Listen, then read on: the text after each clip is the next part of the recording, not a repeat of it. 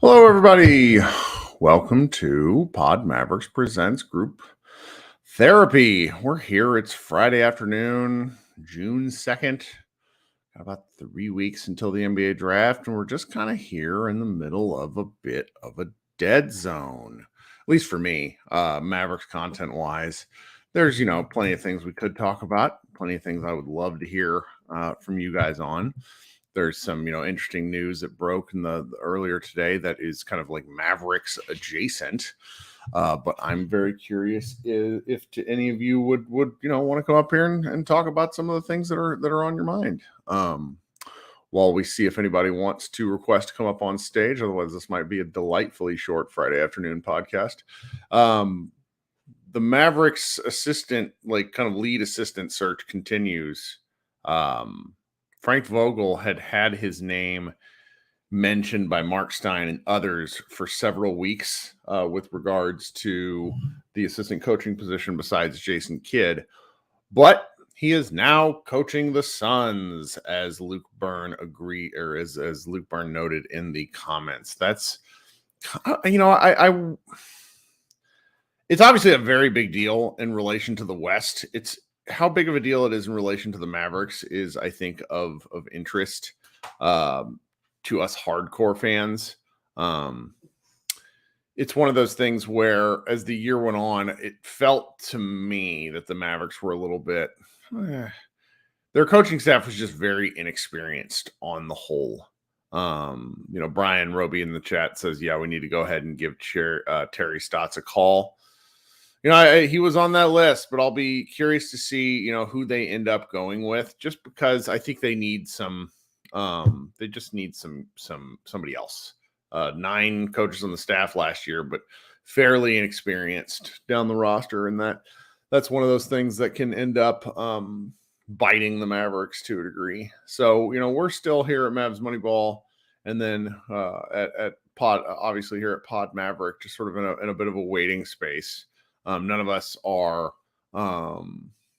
reporters in the exact sense. So talking about, who the Mavericks might bring in for workouts and who has been seen, on site is one of those things that could be of interest to folks. Mavs Film Room, my man Jay said that he has heard that Grady Dick was on site with the Mavericks. Great running joke with Mavs Twitter is it could have been Tim Cato or Nick Angstadt, but I would have gone with Nick because they each have luscious hair. But yeah, we're just kind of here and hanging out. There's just not a ton on the horizon. Yesterday over at Fox Sports, who is it here? It was Chris Broussard kind of got into a bit of a interesting talking head discussion with Nick Wright, talking about Nikola Jokic and sort of his place in the NBA pantheon. It was he made he made a couple of offhand comments about Dirk, which seemed to really fire people up. Perfect social media fodder, because he said, I feel that Dirk is overrated by NBA people, which what does overrated mean is sort of the question there. When you're talking about top 25 guys, of which Dirk is one, it's splitting hairs. I think if we're being completely candid, if Nikola Jokic wins an MVP or wins the NBA championships this year, by age 29, he has an NBA championship and 2 MVPs, and he maybe very well could have had 3. He might win another. Yeah, I don't have any problem with anybody sliding him ahead of Dirk.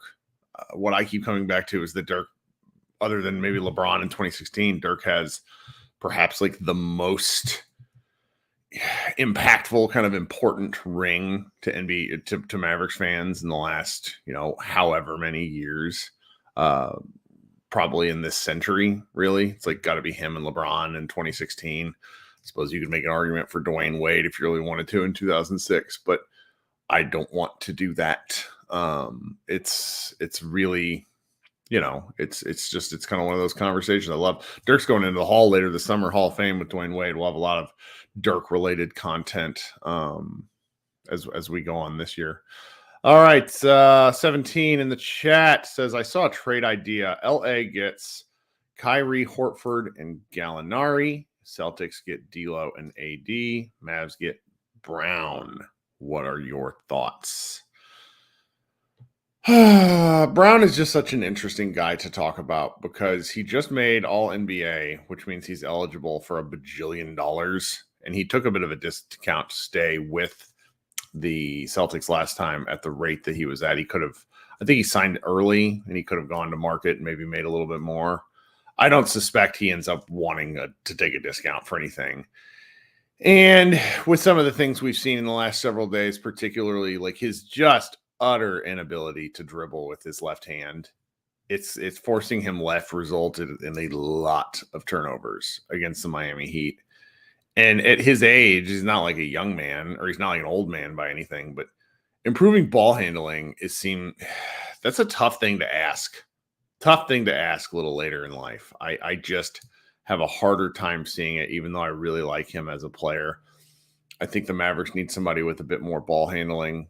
I like it, then the price is obviously just enormous, but I like him as a player. I think it certainly would be something new, particularly if Kyrie was like dead set on getting out of Dallas and going over there.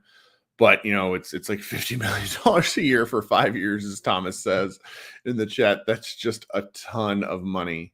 Brian in the chat asks if I saw former Mavs Moneyball contributor Lauren Gunn's, just group of trade skeletons. And I did.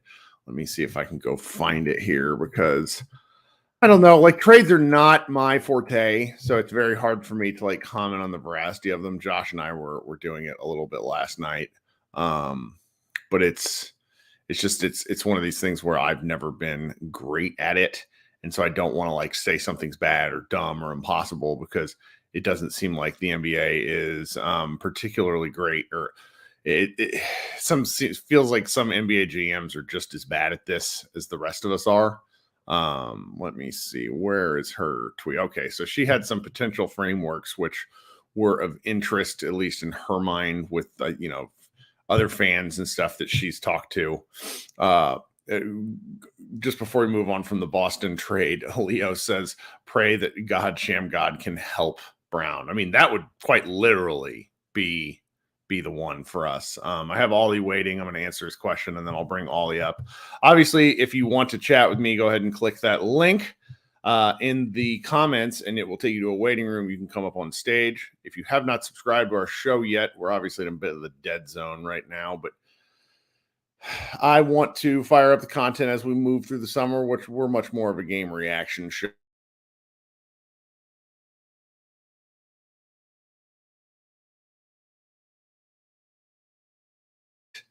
Ideas. All right, so Lauren has a couple of things she suggests. Let's just go through them one at a time. Utah at 16, trading the 10th pick, Bertans and McGee for Kelly Olynyk, and the 16th Jazz pick. Second one, trading with Houston, McGee and 10 for 20, Jayshawn Tate and Kenyon Martin Jr.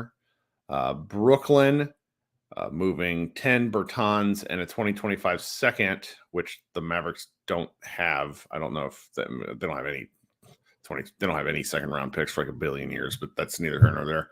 For the 21st pick, 22nd pick, and Royce O'Neal.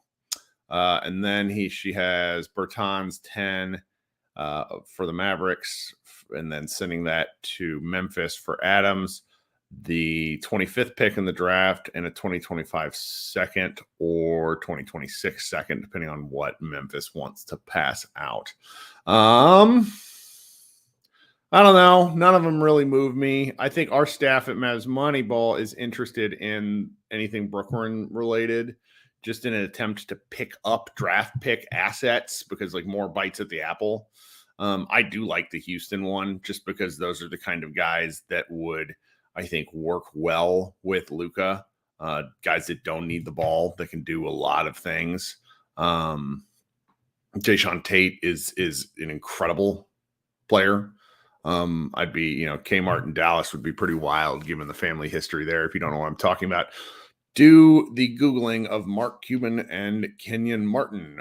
The answer may surprise you. Okay, so coming up here is Ollie. Ollie, how you doing, man? Thanks for waiting. No worries, Kirk. How are you? I'm not bad. What's going on? I'm all right. Just prepping my breakfast for tomorrow morning. There you go. But yeah, we've discussed before. I want us to keep the pick, but I've been looking at the Utah Jazz, and I think that moving back, if you can, I thought maybe he's doing something like Bertans in 10 for Colin Sexton in 16 and 28. Don't know if they'd do it or not, but I think that'd be a really good idea to do. Draft someone like Derek Lively, I think, who will be available at 16. And then you can try and trade that 28 pick with Tim Hardaway for someone like Bojan with Detroit. I don't know what your thoughts. The trading back thing is an idea that a lot of fans really like. And what I hope is that the Mavericks have kind of a tiered framework of what they're hoping for on draft night, because I don't want them to come to an agreement on what they're going to do before draft night, because I earnestly think that someone in that current 5 through 9 range that a lot of Mavs fans really like is going to be available. Mm-hmm. And if someone, like I did a mock draft with Mavs draft and a whole bunch of people, and I ended up with Jarris Walker at 10. Like, I'd be over the moon if the Mavericks ended up with Jarris Walker.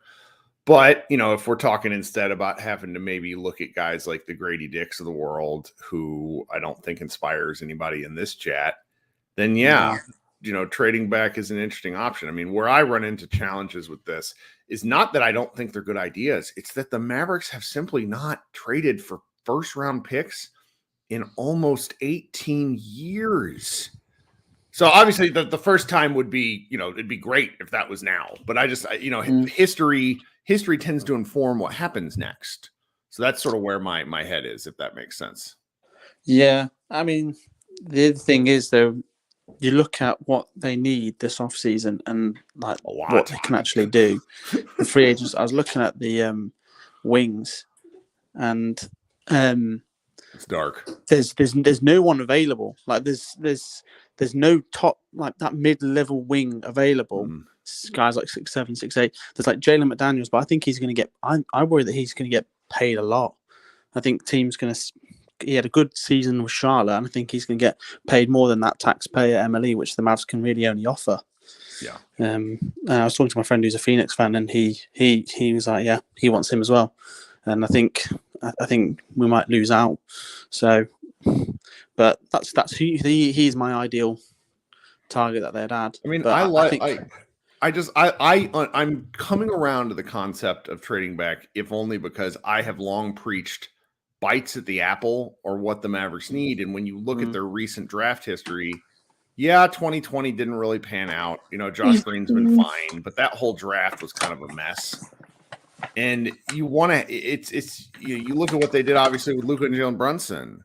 You look what they did when they finally bought in to go ahead and commit to a guy like Jaden Hardy. If they have that sort of committal to guys and they've done the work and they feel confident, then I want them to pick somebody, because you mentioned it, the free agency is dark. Free agency is going to stay dark. The Mavericks are like, their books are not great. And Josh Bowe and I talked a little bit about this last night. Yeah. The CBA is it's restrictive. It's tough.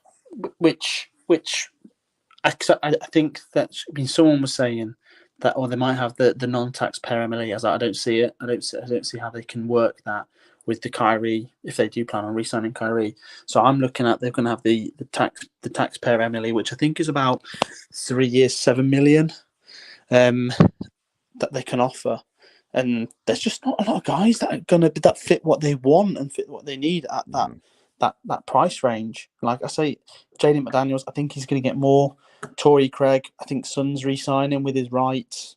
I do too. And then there's guys like what's his name? O'Shea Brissett from Indiana. Yeah. That's about it. That's realistically going to be available. Oh no, that is. So yeah, I see what your point is. So I don't think.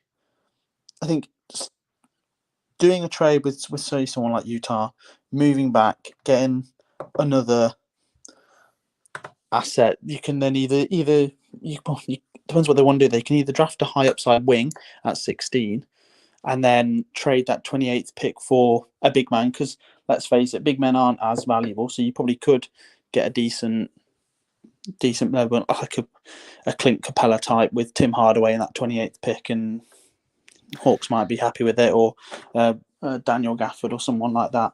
Yeah, the Daniel Gafford seems more likely to me, just salary wise, because like Clint Capella makes $20 million or more each of the next 2 seasons, and Gafford, if I remember, is kind of a much more affordable guy. But this coming CBA just caught it. I've been thinking about it purely from a Mavericks perspective, but it really does cause like half the league problems. Like it's truly nuts.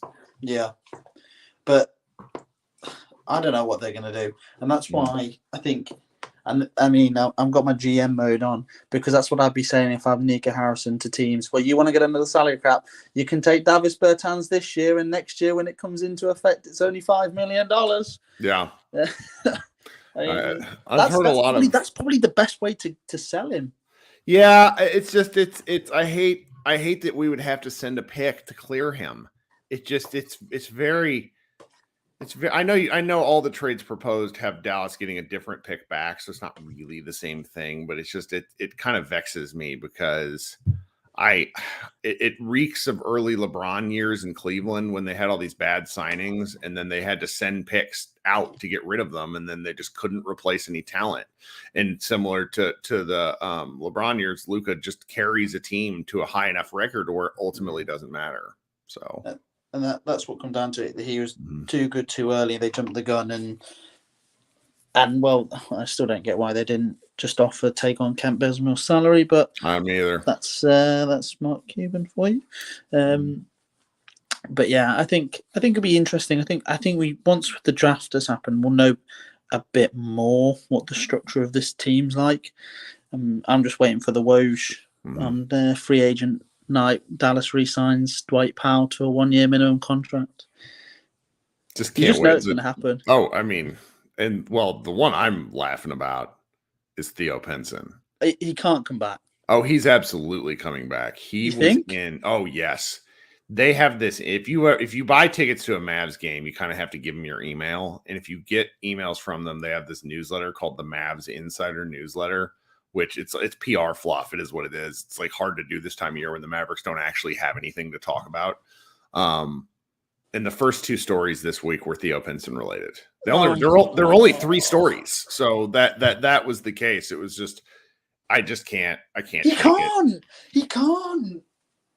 I know. Like, just give AJ Lawson a full-time contract.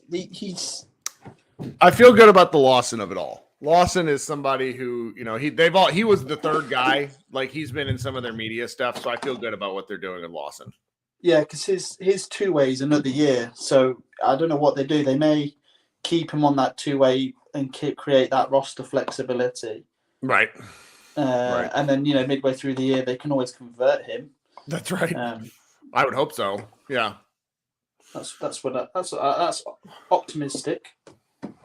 But let's end on some optimism, Ollie. Get your day started right. Well, yeah. All right. That's what we need. But yeah, well, thanks for joining. I'll get off. I'll get off now, Kurt. All right, have a good day. Talk Cheers, soon. Mate. Bye-bye. Okay, coming up next is my man Andreas coming to us wearing a what Mavericks jersey do you have on? Yeah, the classic Dirk Nowitzki jersey. That's fantastic. That's what we're talking about. It's a gift, and I feel like wearing it today. My favorite. Why not? Exactly. Every day is a good day to wear a Dirk one. So Absolutely. So what are we thinking this Friday? A few things. I did a similar thing like Ollie. I think just looked through who's available. Not just at the free, but pretty much everywhere, since we need every position. Yeah. I think you said it more than once. We need at least one full rotation, and now that we talked about Theo, I think yeah, we do. I think he got us really hooked with that one triple double in the end, flexing Incredible. the medal. Did you see his he did a podcast almost immediately afterwards, and as a content maker myself, I have a hard time hating on it, but he got on and did his own podcast about how he had a triple double in a meaningless game, which is simply amazing. Yeah, so. Well, yeah, I don't know how not showing up in terms of production the whole year. That's how I felt as a fan. Right. And then on, like you just said, a meaningless game in the end. That was quite special. But some guys stood out to me, and I have a little list here. Ooh. It's Seth, to a degree Dorian. Then we have Harrison Barnes, obviously a guy I always liked his demeanor, and I think he gave back a lot to the community as well. Something. Yeah, he's a great guy. Yeah. Yeah. Then I think we talked about Dennis Smith Jr. before. I'm not sure if Wesley Matthews is still a guy we should talk about. I'm not entirely sure. I didn't follow up his career too much. You just put the fear of God in me. I'm going to be thinking about Wesley Matthews playing as a Maverick again. He's still alive. He's out there dribbling somewhere. Quite possibly. So yeah, there are so many other guys which came to my mind, which for all our health's sake, I won't mention now. Right. But out of those guys, who would you like to have back? I mean, Harrison is probably too talented, and I think he wants to stay on a good team like Sacramento at this point. I wouldn't mind having him back because he's at a different place in his career. Rick Carlisle pushed him into being the number one option when the Mavericks didn't really have any other option. They didn't have any other choice. But the way Barnes plays right now, I like the way he settled into a true kind of 3D super wing, and he plays good defense. He's a good guy. Yeah. He'd be my favorite. Though honestly, you could make a case for all three. I think Dennis might have the hardest path because the Mavericks don't really want small players. Like, he's a small guy. He's 6'1" with the 6'1" wingspan. That's where like Jaden Hardy, beats him. But he's transformed himself. When he was with the Mavericks, he wasn't a terrible defender, but he wasn't a good defender. I would classify him now as a good defender. He's really worked on that. It's pretty impressive. And exactly that. And I think we need those guys who figured what they can bring besides maybe one or two big talents is hustle.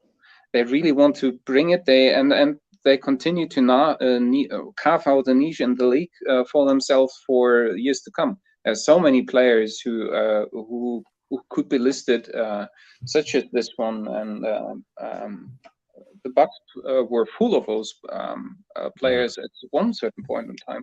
In my opinion, the reason why we were so good for so long now, and I mean Goran, we continue to talk about them somehow as one of those guys to a degree in my. I have a really dark feeling that Goran's going to retire and then head to Miami and work in their front office. Quite that's. He would fit there somehow, I think. And somehow I think Tim Hardaway is destined to go to Miami at one point as well. I think so too. Has a home there. Yeah. So, and does he still work out there? Quite possibly. Because he grew up there, and Detroit and Miami, I think, are kind of places he considers home. So I see, and I think he's got that Miami. I don't want to say gene. This Miami way of they do things in the team. Well, anyway, another idea is: did Frank Vogel just sign with whom did they sign? Phoenix. He's going to be their head coach, and that's a good spot for him. I think he's a good coach. Yeah, I think so too. I think obviously the seat in at the Lakers is always at least somewhat warm, if not hot, regardless of what your name is, right? Right. Maybe unless you're Phil Jackson, but even then. Right. So yeah, I'm most curious who would be out there for us right now as that solid, knowledgeable assistant coach who could slot in if Jason Kidd turns around and does get tagged out at one point in his career. I don't know if we'll ever see that. I know. That's a good. I mean, somebody's mentioned Terry Stotts earlier in the show. Yeah. Who's still kind of hanging about. James Borrego's heading to Houston. I think I would have liked him. I just, even if it's another bench assistant who, like, if we're not that familiar with them, that's fine. But somebody who has like experience under their belt for years is what I would be like. Because I think Sean Sweeney is probably one of the more experienced coaches on the Mavericks staff. Yeah. You know, Jared or Dudley wants to be a head coach one day, but it's just like that's not something that happens overnight. You gotta, you really gotta put in your time. So that, and I personally don't see Jared Dudley there. I would rather see JJ Barea there, if you would talk me, right? But that's right. If you're gonna have a recent player, he has got certainly the respect of the players there right now. So that might be something. I don't see the Terry Stotts because he has the experience, but I don't see him as being the guy who's like, Jason, no, we are not doing this. Right. So and we really need that. The guy who is saying we're not running the same play again. Everybody knows already. You know, you ran since your first head coach days. We are not doing it. Or who could potentially take over? I think that's something you mentioned last time as well.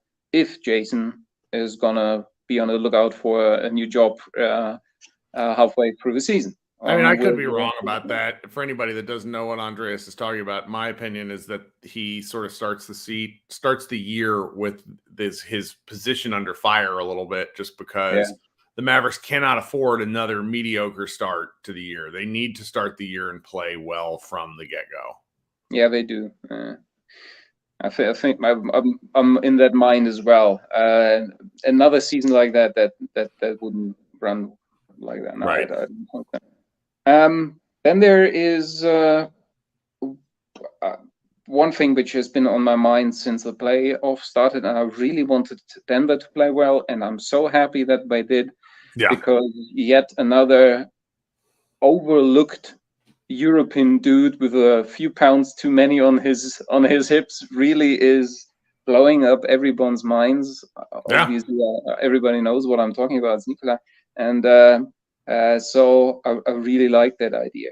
What I don't know and would like to know from you, what your stance on this is.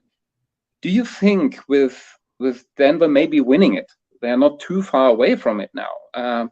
Would that merit on those weak European players who never really achieve anything change if Denver wins it? Do you think that there would be a change of Dirk maybe did a little bit of work there? That's the reason why I really like my Dirk my year. Obviously, do you think there is an opportunity for that merit to change to a degree? Yes, but it's going to be still another 10, 15 years of it to where it's normal. You know, Victor Wembanyama coming in, the world's best players, some of the top 4 MVP vote getters were not American born. And that takes American media, particularly older American media, it's a cope. They're still trying to figure out how to ascertain and assess it. And, you know, just the way Joel Embiid won MVP this year, for example, and granted, he's not American born either, but I mean, Jokic is just better than him. Just plain better. There's not a discussion. Anybody that wants to have it, it'd be fun. It's a fun talk, but it's not. Jokic is better, and it was crazy. Like somehow the talking points heading into the playoffs was, can Jokic do it in the playoffs? Here's a stat for you. Embiid has been part of a playoff series once in his entire career where he was in the series and played and played during 4 wins. Oh, really? He gets hurt and they rest him so much that he often isn't out there. He misses time all the time. And then you go look at their playoff wins, the series wins that they've ever had, they're jokes. Whereas, Denver's going to take some reasonable flack for how they get to the finals, I think, historically this year, because they played some kind of weaker teams. But Denver made it to the Western Conference Finals a couple of years ago. Like, they're a good basketball team. This sort of stuff takes time. I think it's more about market than it is about players, because it's really shocking here, and you just see it in the numbers. And I run a website, I see it. Like, there's incentive to have the Lakers in everything because Lakers fans are everywhere. There are so many more Lakers fans than there are other fan bases probably combined. And it's just, it's really something. My friend, just to bring it back to Jokic for a second, because I think it's a fun discussion point. My friend Adam Mares, who runs DNVR, one of the Denver-based sports site, he was in on Jokic from his rookie year on, and he talks about how one of the reasons why he likes watching Jokic so much is Jokic plays basketball he calls it a new way. I mean, it's not really new, but like, he really doesn't play like anyone else. No one passes like him. I mean, it took till this year, but he's the best passing big man in the game. He might be just the best passer in the game. And I love Luka, but some of the stuff Jokic does is like, what the hell? He sees it like it's really crazy. I love watching Jokic, and I think they're just going to beat the pants off the Miami Heat. Yeah, I think so too. As impressive as this run has been from Miami, this really tip to the hat to the whole coaching and down to the last player. Really, I find this admirable, and something I think Dallas could learn something from. Really, from both teams in the finals. It's great takes. Thank you. So yeah, that let's see how this develops in the next years. I'm very curious, and yeah. Let's see how Victor Wembanyama, that tall, skinny dude, right, from France, will influence that. I'm very curious, really. I love him. So I'm not sure if the guy's in the chat anymore, but I got a question. I'm going to pop it up on stage here just because I want to answer it while I'm thinking about it. Can't read those letters. Don't know how to read. But the guy says, in Europe, according to Victor Wembanyama's games, the average player is not enthusiastic about him. Why is he already a star in the United States? This is a fantastic question. And here's why. Here's why this guy is already a star here, or is like being pushed so hard, and why his European teammates might not necessarily love him. From the time he was about 15 on, it was very evident he was going to be an NBA player, and he was going to be one of the best players like in the world, the draft type stuff. And his whole development path has been much more Victor Wembanyama focused than team focused. And if I'm a veteran on one of those teams and the team is catering to a 17-year-old, that pisses me off. And they probably don't blame him, but like that sort of stuff. It's like, you have a coworker that gets special treatment. Nobody likes that. Nobody likes it. Like Luka had the benefit of being part of one of the best teams in Europe and being part of the team. It was not like he was a benefactor of team success, not necessarily the sole driver of team success. He was a part, so I think that's why he's going to be, he's going to be, Victor Wembanyama is going to be a star here.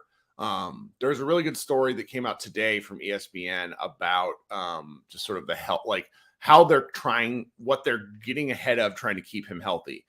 Kristaps Porzingis, a comparison point simply because they're both tall. Kristaps got tall so quickly, he had all these biomechanical issues, and he still has them to this day where he has trouble with lateral stuff because his muscles were so tight. This guy, anyways, I could talk about Victor Wembanyama forever. So I'm so curious to see how obviously he pans out and under this unparalleled pressure, up to I don't know. Really, LeBron, I have not witnessed anything like that. Yeah. And that has been healthy to a degree for Luka as well, that he hasn't been number one, to really push, proving everyone right that knowingly or unconsciously, however you want to call that, one way or the other, to be the player he thankfully became. And that is another point, right? DeAndre Ayton was so hyped. I remember this to this day, that everybody, after long thought process, was really like DeAndre Ayton. Fair comparison or not, probably not a fair comparison, but Greg Oden pops in mind every time, right? As a number one, great dynamic sort of big man idea, right? Right. Bless his soul, is I think a wonderful human being as well, and so on and so forth. But that's we all know how this story panned out. Poor guy. That's right. Maybe one last point, if you allow me to pivot to, is the bites at the apple idea you pointed out earlier. I don't know where I read it, but I think it was 14 draft picks, 14 first round draft picks is what Oklahoma has to. It's crazy. To 2000, was it 30 or something like that? 14, it's so many picks. Their own and others they got, and they already have a great team, right? Yeah. And I think earlier I on this iteration here on another one I was listening to in the gym. New Orleans was brought up, and then you have so many other teams with so many draft picks and already a good team. The bites at the apple thing gets more and more important. I think there's no way around getting Kyrie back, first of all, and then looking around the market where players might be available who might be not that archetypical OG Anunoby, Mikal Bridges sort of 3-and-D wing player, or your Victor Wembanyama guy, but where you maybe, I know I've spoke about this guy before, Matisse Thybulle. There's a reason he is regarded as such a good defender, and I think he would slot in beautifully at the 3, my opinion. Right? He's just such a bad shooter, and that's the hard part. So. But is he really in Portland right now? I think he improved it with a guy being a point guard in a caliber such as Damian Lillard, who is a wonderful guy, but maybe not as good in distributing the ball as Luka. And Kyrie. Luka single-handedly improved Dorian Finney-Smith's three-point shooting just by getting him better shots. Like we saw that when Dorian went away. So I mean, it's a fun discussion point. I just don't know if it would actually happen, you know. Neither do I. But I think the bites at the apple, getting guys in who are good at 1-2 things, and then getting those +5 wins in the end of the season, moving us back to the playoffs. I think this is what would make me get my pulse back to to the normal baseline, if guys like that would be on the roster when the season starts. That would be really nice. Right. That's right. Well, thank you for having me. Yeah, no, thanks for coming on. Guys, I have to run. I just checked my phone and I have a bunch of urgent messages. I hate bailing out, but I always take a little bit of a gamble when I do this during the workday. And here we are. So as far as scheduling goes, Josh Bowe and I will be back next Tuesday. I'm also doing a live show with the draft expert earlier on Tuesday. Please join those. And then we'll do this next week. Again, I always appreciate when you guys take the time to hang out with me. I know it's the middle of summer. There's not much Mavs wise going on. I always love these conversations. Always love giving people a chance to talk. I saw my man Brandon in here. I see Christian and Hyperion waiting to talk. I feel bad about that. So guys, shoot me an email. If you want to, that's definitely another thing. You can email us at podmaverickpodcast@gmail.com if you have questions, and maybe we will, Josh and I might be able to answer some of those during our show. But again, please join us again next week. Thanks for giving us a listen, and I will talk with everyone soon. Go Mavericks.